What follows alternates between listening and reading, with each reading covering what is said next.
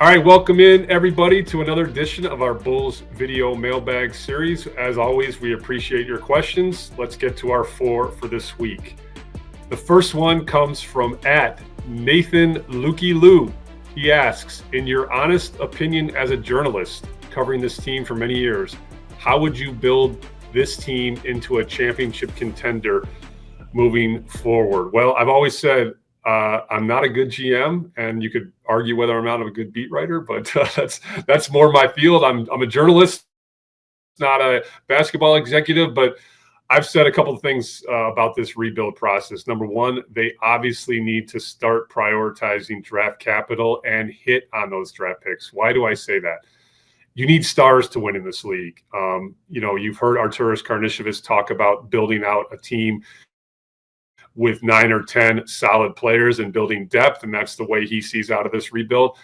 And that's all well and good, but I've seen that movie before. That's the try-hard Bulls era under Scott Skiles, in which John Paxson and Gar Forman hit on a lot of top draft picks like Kirk Hinrich, Ben Gordon, Luol Deng, and built out a very solid team, but they were one and done typically in the playoffs and in that high 40, low 50 win team, until they got Derrick Rose. Obviously, luckily through the draft lottery, the Bulls were not in championship contention. This league is a star-driven league, so you've got to be obviously prioritizing hitting on draft picks and hope one of those players turns into a star, or hoarding that draft capital so you see an opportunity to trade for a star. But that's really what this league is about. I do think there's a lot of potential here for the Bulls to improve with Matas Buzelis, and obviously whatever draft picks they use moving forward. But until they get a star, championship contention is a long way away. It looks like they're doing an incremental build with this rebuild in terms of becoming a perennial playoff team and then moving into championship contention. But wait and stay tuned. But it's going to be a while. Would be my guess. All right, question number 2 comes from @Blitz_Dragon. KC, what's your take on the Bulls' use of the double big man lineups? Should we see more of it? All right, Billy Donovan has been talking about it since Zach Collins arrived via trade. We finally saw it for the first time in Houston. He first paired Zach Collins with Jalen Smith. He later tried Zach Collins with Nikola Vucevic. I think for the right matchup, it's fine. I think you have more issues defensively than offensively, particularly with that Zach and Vooch pairing, because then one of them is going to be on a power forward. I see why Billy Donovan is trying it, because obviously all three of those players have played at a high level this season, and he doesn't want to just continually be giving DNP CDs to Jalen Smith.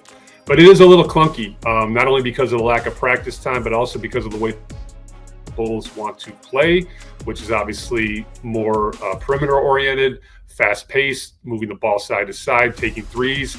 Billy Donovan has preferred the 4-guard lineups, and you can see why. But I think for the right matchup, it's something you might be able to see here and there down the stretch. And the Bulls will have some practice days on this long 6-game West Coast trip. So I know Billy Donovan and his staff will be taking a further look at that.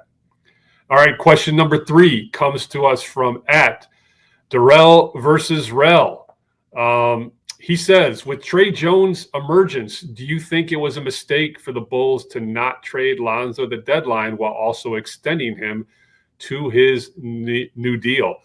This is a great question, Darrell, who made sure I did not pronounce his name Daryl, which I appreciate. It's a great question, but I would still lean towards no for multiple reasons. They are different players. I do think it's going to be tough to re-sign Tre Jones, given the glut at guard and the priority to retain restricted free agent Josh Giddey. Obviously, Lonzo Ball slots in as a backup point guard for next season. I do believe Javon Carter will be picking up his player option.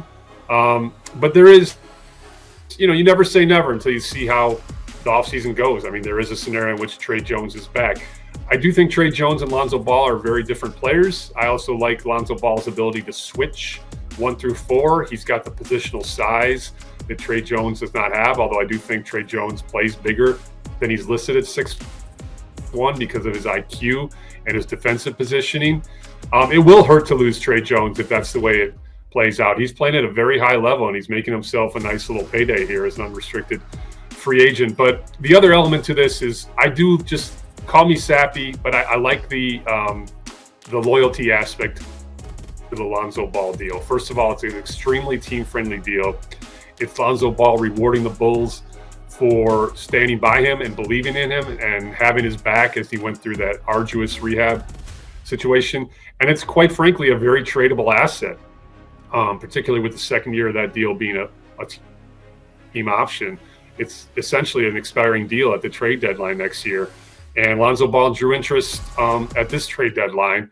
So I think in that sense, not only beyond what he gives you on the court and from a leadership standpoint in the locker room, the fact that he's a tradable asset leads me to be okay with this deal. Again, if Tre Jones is elsewhere next year and playing at a high level, it's going to hurt, but I still have no problem with the Lonzo Ball deal. All right, our last question is dear to my heart, and I'm going to bore some listeners here, but stay with me. It comes from @𝗏𝗏𝗀𝗏. I hope I'm pronouncing that right. We'll say Brendan Greeley is the name. Casey, did you notice Michael Shannon sporting Flight 8 𝗩𝗏𝗂𝗏 City Edition jersey at the Metro Chicago show Friday? That was cool. Oh, yes, it was cool. For those not in the know, I've already put REM on my Mount Rushmore of musical acts. Michael Shannon is obviously an actor, but he is fronting an incredible band as they recreate REM's entire Fables of the Reconstruction record and go throughout the country. And he's playing the role of Michael Stipe and is doing an incredible job as a lead singer and frontman with a band fronted by another local product and one who went to my high school, ETHS, Evanston Township High School, Jason 𝗠𝗠ci. Great guy. And by the way, huge Bulls fan, huge NBA fan. In fact, Michael Shannon and Jason 𝗠𝗠ci came to a Bulls game this year, and both are huge Bulls fans, which is why you saw Michael Shannon wearing that Flight 8 𝗩𝗏𝗂𝗏𝗀 jersey at that incredible show at Metro Friday night. You had Wilco's John Sterrett on bass, the great John Worster on drums. Jeff Tweedy, another local product, made it a guest appearance in the encore. So that was a cool moment for those of us who merged the worlds of music and NBA to see Michael Shannon wearing that 𝗩𝗏𝗂𝗏𝗀 jersey. And I told because I know Jason a little bit, and I told Jason that I would tell 𝗩𝗏𝗂𝗏𝗀 that Michael Shannon wore that jersey when I see Zach on Thursday in Sacramento. All right, that's going to do it for this edition of our Bulls video mailbag series. As always, we appreciate all your questions and checking us out, and we will be back at you with more questions next week.